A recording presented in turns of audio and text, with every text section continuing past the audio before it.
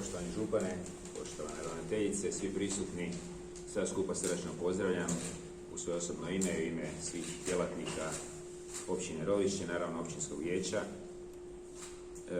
Drago mi je, čak bih rekao, ne samo drago, nego veliko zadovoljstvo da sam danas ovdje u vašem prisustvu zajedno sa županom, gdje ćemo potpisati danas ugovor o obnovi škole i dvorane.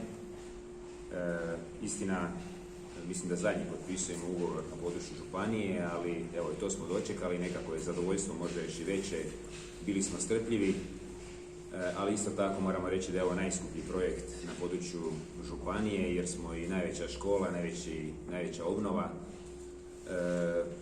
Sjetit ću se svojih dana kad sam išao ovdje u školu i ovi parketi su bili upravo ovakvi kakvi su i danas. Istina, nešto se obnovilo, napravila se dvorana u međuvremenu, ali evo, sve je to potrebno renovirati.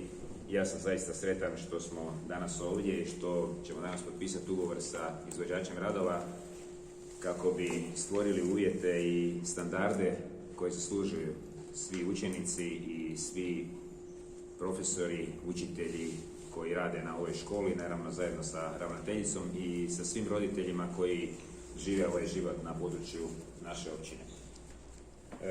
Stvaramo uvjete od gradnje vrtića, od izgradnje kulturnih centara, svega ono što nam je potrebno. Evo, došli smo do škole, zahvaljujem se još jednom županu na agilnosti koji je došao danas odmah ovdje da potpišemo ovaj ugovor. Nadam se da ćemo u narednom vremenu, ne nadam se, nego sam siguran, ćemo dobro surađivati kako u interesu svih mještana naše županije, tako i posebno u interesu mještana općine Rovišće.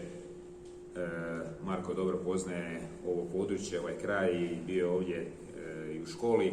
Prema tome, siguran sam da ćemo napraviti svi zajedno sve kako bi uvjeti bili bolji, kako bi svi zajedno po novim standardima živjeli i učili, stvarali i na kraju zadržavali sve te naše mlade i roditelje da ostanu na ruralnom području. Istina, mi jesmo ruralno područje, blizu smo grada, pokušavamo biti polako malo urbano područje, ali još smo uvijek ruralno, pa eto, tako ću i završiti s ovim dijelom. Hvala još jednom svima. Hvala načelniku i zamolila bih župana da mi se